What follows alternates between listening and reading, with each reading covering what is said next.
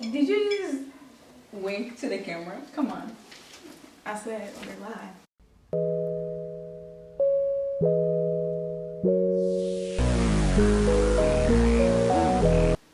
Hey y'all. Hey, I'm Micheline. And I'm Akua. But some people call me Mich And they call me Kui. with a K. With a K, not a Q. I spell it with a Q though because I've known her long enough, and I was the first person I gave her that nickname. And then she went off to college, and everybody wanted to spell it differently, but the original, the first, and so it stands. That's a lie. That's a lie from the pits of hell, but whatever. I'm Kui Don't Mich. come and kill me. Oh, come on.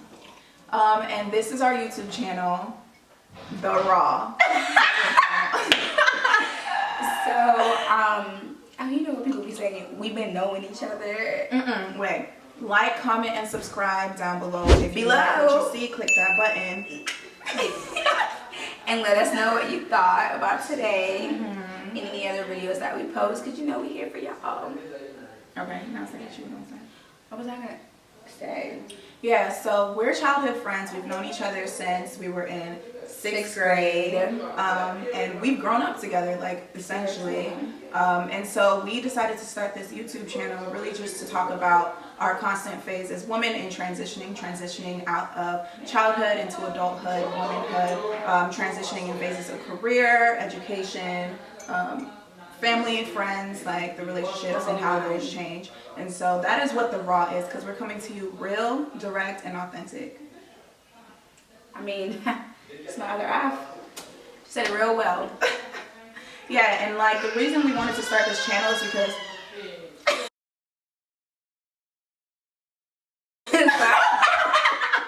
Okay, so Ignore we're African. I'm Congolese, and I'm from Ghana. So family is like a big thing. So my cousins are here, and it's just that's the background noise. But next time we do this, ain't no family gonna be around. But the show goes on. We gotta keep pushing. There it is. Yeah, but I think that really what sets us apart from a lot of other channels is that, you know, a lot of times you hear about the struggle once they've made it. And so you hear about the struggles that people go through in their career and trying to make it once they've already reached that point in their lives. Their testimony about the relationship that they finally have once they finally have it. And it's like for us it's different because it's like we're like right there in the middle. Right in the middle. Like On the struggle. why don't I have acrylics on? Like this is so you have Why do my acrylics need to be taken off 3 weeks ago? Yeah, no, those are Come on. just get a loose set. Yeah, I can't even do it. I can't even fill it at this point. Fill it out, take it all off. But that's us. This is the true me. This is around. And so today we wanted to talk about being African from our own experiences. And what that meant, like, you know, when we were growing up to like what that means now. Because one thing that I think I've noticed is that when it comes from like the parent-child relationship, it's like you may be 24, but you are forever going to be treated like you are 14. Especially if you're a daughter. Especially if you are a girl in the family. Is it called the double standard? It's despicable. Like my younger brother is 21 and he literally gets like free range to do whatever. Like they don't even. However. Yeah. So things change, but a lot stays the same. Is what we're coming to find. And so let's hop into it in terms of like growing up African, stuff like that. What do you want to talk about?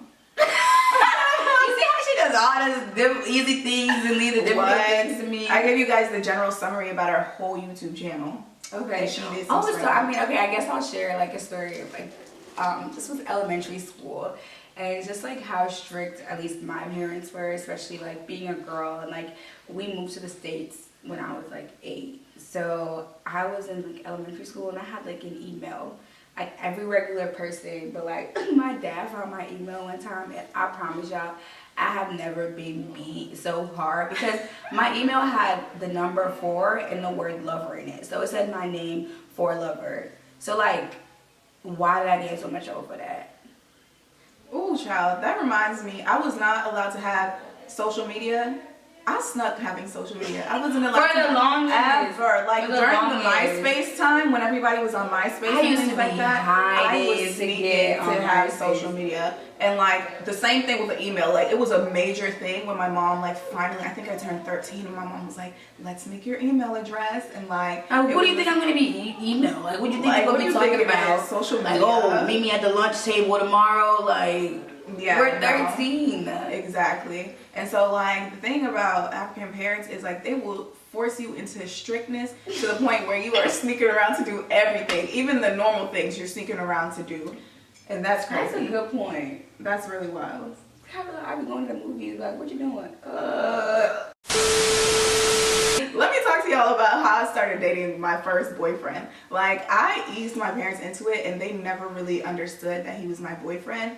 And I would be like, "Oh, my friend." Down there listening, he probably like, huh? Boyfriend, boy who? Now they're asking, "Oh, when are you gonna get married?" Are you kidding? But like, I would always be like, "Oh, my friend, this, my friend that, my friend wants to hang out," and like I was allowed to have guy friends, sure enough. And so I was like, I don't think I was.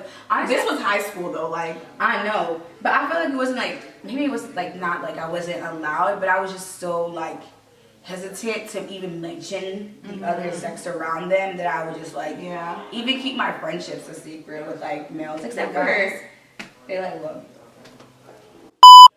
Oh, you said. Yeah, high school.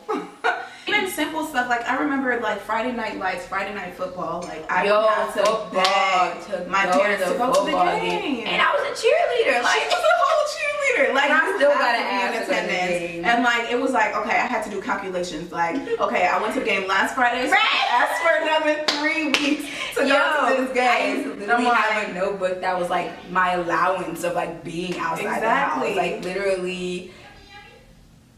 And it's just like, that's so crazy. And it was like, some of the times my friends would ask me if I wanted to go out, and I'll just be like, "Oh, I'll have to ask my parents." I didn't even ask my parents because I knew what the answer was, and I was like, "Oh, my parents said no." But it's like you had to give space because then it's like, then they start every day. You're going out every day, every time. Like, stay home. Like, it's not every day. And I'm like, I haven't gone out in like 2 weeks. You know what? You made a really good point. Where you're saying like, growing up, they like never let us date or anything of that sort. But then it's like, there was like, I can't even remember the transition. I think when I was in college, like my parents knew like my college boyfriend. I just don't know at what point we transitioned from we're never gonna talk about it to here he is. I mean, we dated for forever, so I guess, but it's like a very like thin line of transition from no boys to are you ever gonna get married? And it's just like, yo, that's so true. Like the whole we're never gonna talk about it thing, there never comes a point where it's like, okay, you're sitting down having this conversation of like you're not allowed to date, and then you get to the point where you have that conversation. I feel like African parents just like move and expect you to move with them. Like it's like, okay, like now you're old enough, so now we're talking about like, are you dating? And it's like, oh dang, I didn't even know that you was allowed to date. Right, but yeah, I've worked for 9 years. You want to meet up? And definitely like, let's talk about curfew. Like, curfew. I am 24 years old, and I'm she's 21. I'm 23. But like, I'll be like, it's not as bad anymore. I'll be honest and admit. But like, there's still times where like I'll be places and like my dad calls me at like 9:30. Like I just put on my first lash. Like, I still have the rest of the face to go before I even step out the house and you're already inquiring about my whereabouts. 2 hours later. When are you coming home? 1 lash is on. No, let me tell you. The night is young. 2,000 years later. Listen. I haven't got... Listen. They can dragging the lash thing out. Come because on. I want to make a point of how like premature their concern is. No, that's a fact, and that's why I want to tell the story. Hey, right? Oh, I'm tired. Okay, no. When I was in college, I think it was like maybe my junior year of college, I came home for Christmas break. And you know, you're off at college, like they don't worry too much about you. You're gone for 4 years. didn't come home like with anything crazy, like still taking care of myself. So at this point I'm like, yeah, like it's fine. They should trust me to go out. So we all understand we're all adults here. Exactly. And so I come home and I'm just like, I don't remember where I was going, but I was like, oh, like I'm going out. And my dad, I just cannot believe it to this day, my dad tells me to be home by 9 p.m. Even in I was shocked. Like, even in high school, I've never had a 9 p.m. curfew. Like, the amount of conversation that we had around that, I was like, I'm not even going out anymore. Like, by the time, like she's saying, like, the lash isn't even on at 9 p.m. and you want me home. Like, what's the point of even going out? And it's like, yeah, it's gotten much better now, but even when I first came back home, like, it was still the same, and we had to constantly have that conversation with our parents. That's like, we're growing, you guys have raised us the way that you want us to be, and you guys have to trust the fact that you've raised us to be good women. Like, we're not going to be out here doing anything crazy. Embarrassing you. I had to have a conversation with my dad too. No, I'm weak because What? I'm envisioning your mom watching this episode like, she wants to have advice.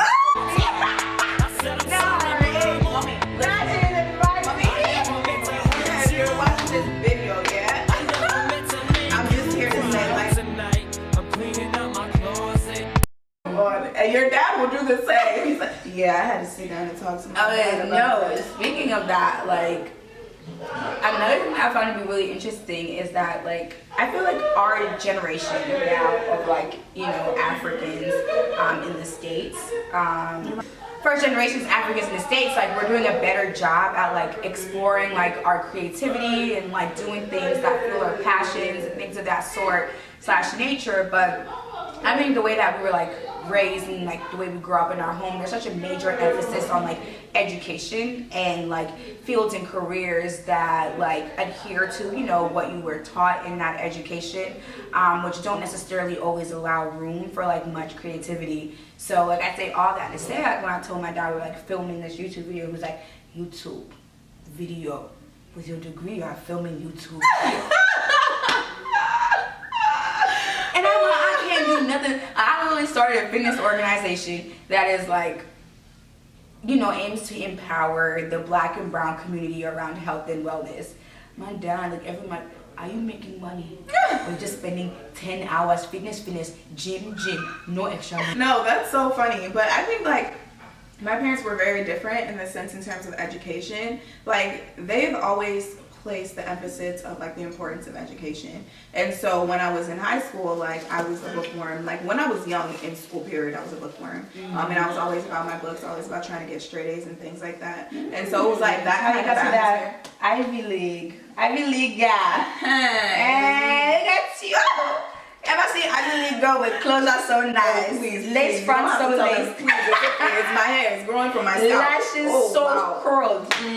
Wow. I think girls are stepping up these days. Okay, please. Anyways, so, but once I, like, they were always about, like, you know, education is important, but they never pushed, like, what I had to study. So, like, one of the common things about growing up African that you hear is, like, you either have to be a doctor, a lawyer, an engineer. Is there anything else? Like, well, I mean, I really went out the box. Essentially, you gotta be making bank. Yeah, exactly. And so, but they never pressed that on me. They were never like, oh, we want you to be this, we want you to be that. I foolishly decided that I wanted to become a doctor.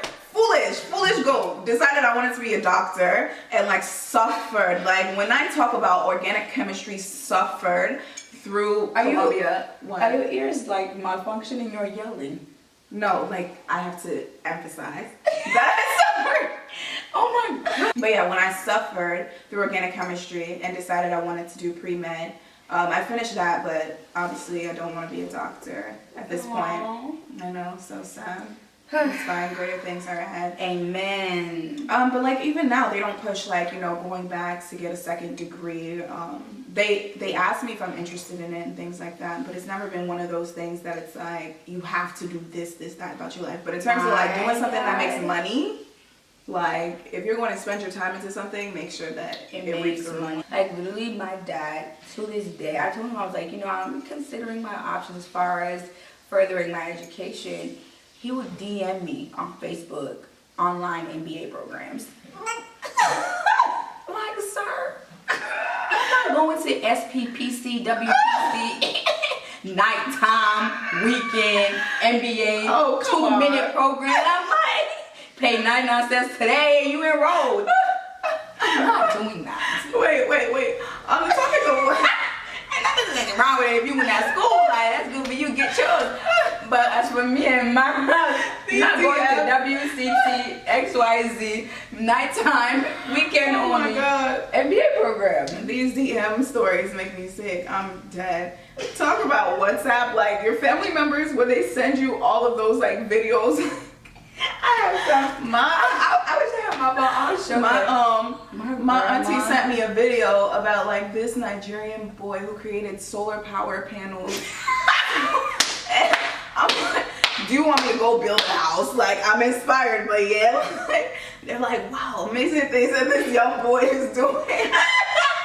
You see how much honor is bringing to the family? Do you see your mates now here building solar panel energy? But we believe. Yeah. What do we believe? My auntie called me Instagram model. She's like, yeah, that, take a picture, Instagram model. I'm like, I'm sorry.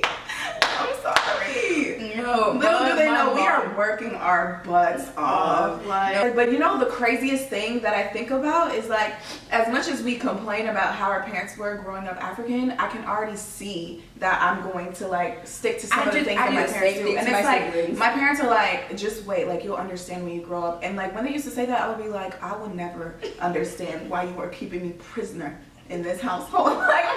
I'm never gonna understand. And it's like, I think about these kids growing up today and I'm like, the way that my parents raised me was affected, because I would never in my mind fix my lips to say some crazy stuff, do things like disrespecting teachers in the classroom, like these people who are coming to educate you. I would never step to people like that. And it's like, okay, I hated the fact that like they were so strict, but in a sense, like I respect it. It's like, I didn't like it in the time and I still don't like it when they do it to me now, but it's also like, it's weird. Like I have this sense of understanding where it's like, I can see myself doing that with my kids. Like I can see myself like, you not sleeping over at people's house like all the time. Like I might let them have 1 or 2 sleepovers because come on, just be like small, yeah.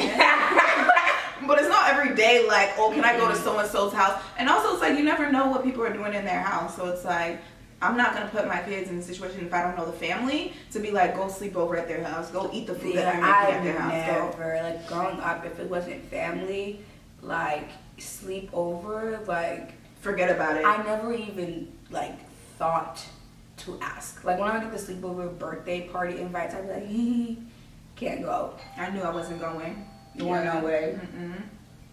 You know, what things do you think that you're going to do with your kids that like your parents do now?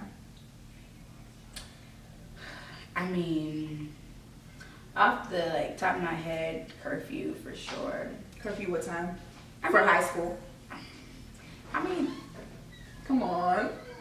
It depends. Oh, on what? No, boy, girl. No, not boy, girl. Okay. Not boy, girl. Do you think you're gonna do that? I'm gonna demyth the double standard curse that occurs in. Here's the thing.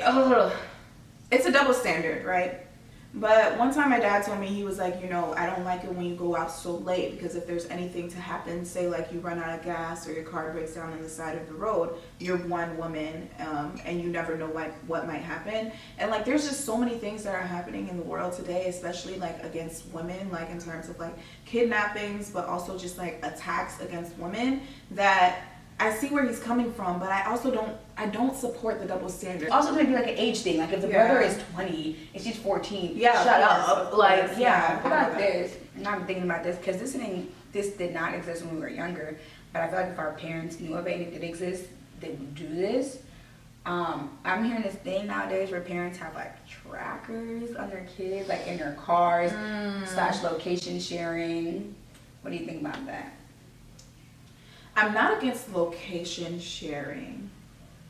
The trackers in the car is a bit much for me, and I just feel like that's a lot. And I understand like the worry, right? I understand the worry of like it being late and not having your kids at home, because one time my brother, I think his phone died or something like that, and we were trying to reach him, and I was so scared. I was blowing up his phone. I like pulled up Find My iPhone trying to like log into his account and see where he was at. I was like, just like scared, thinking the worst. And so I understand like the worry of like not knowing where your kids are at, especially when you call them and they're not answering type of thing. Yeah. So I support like phone sharing or location sharing. The tracking thing though is a lot. It's like it takes out the aspect of trust. Like if I tell you that I'm going to be like so like trust that I'm going there, you know, and like if it's a location change, then like that can be communicated. I just think that it's a matter of like building up a base of effective communication with your kids while they're very young. And I think my parents did really well with like working on that when I was young in terms of like creating the space for that. So I know we're getting close to time. So like I guess my question or like what I'm trying to think about is like, is it the whole taking out the act of trust or whatever, or trying to build trust and not invading in the privacy of your kids, but understanding that as kids, a lot of the times they're going to choose to do what they want to do, even like, you know, after you've stated what they should or should not do. Like, are you then saying by like, I won't invade their privacy, you're saying like, I'm allowing my kids to hear what I'm saying and then make the decision that they're going to make, and you're going to be fine with knowing or not knowing what they ultimately actually really do? That was a really long question. So here's what I'm saying. Halfway through, okay. I actually started just gazing over there. I'm gonna be honest, I started gazing over there like this. I did. Okay, let me give you a real. Okay, so you just said you're not gonna do the whole car thing because it's an invasion of privacy. You know, like checking that location or whatever.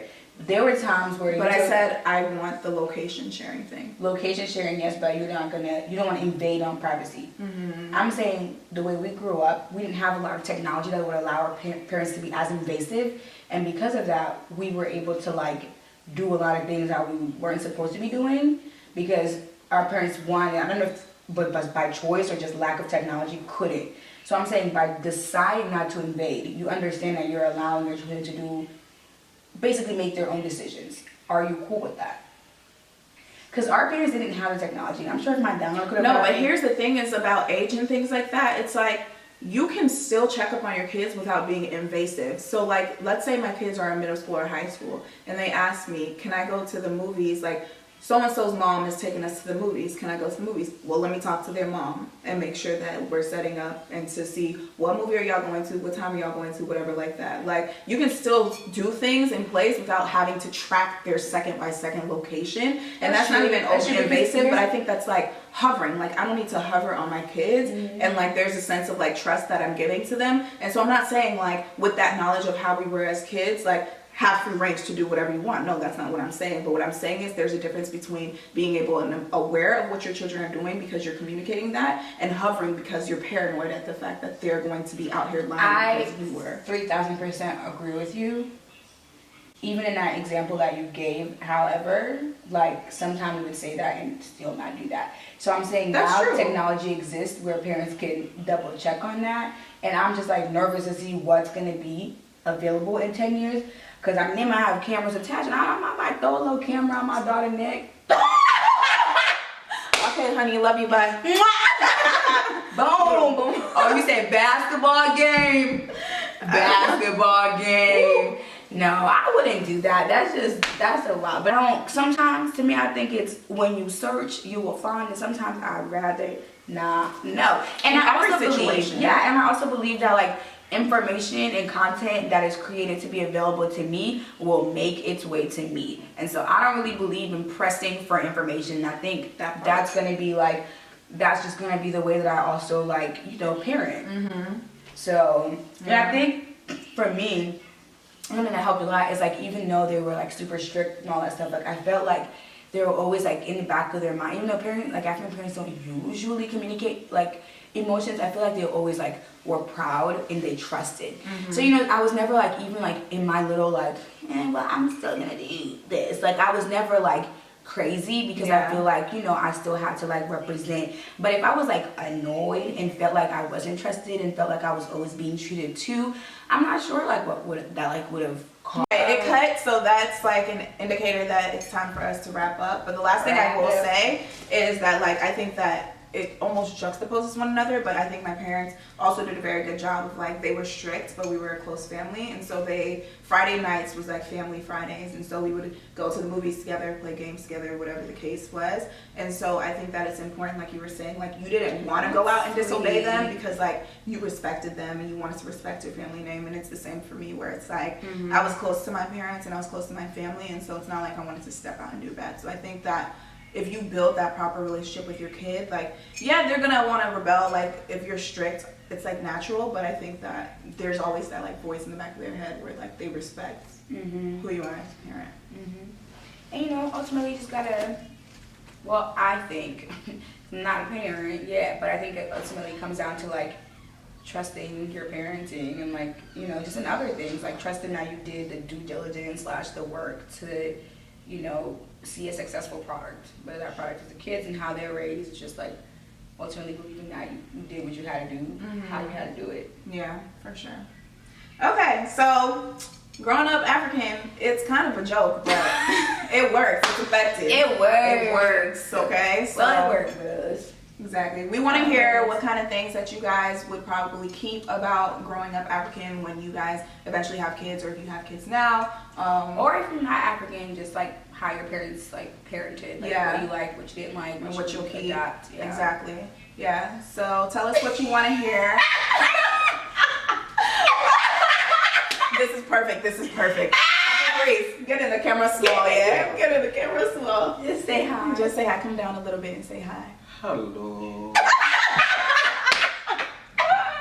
He has it. That's a perfect Level 5. Perfect. And that's my father. All right, so that concludes the Raw for today. Tell us what else you guys want to hear. And we coming to you live and direct from the Raw.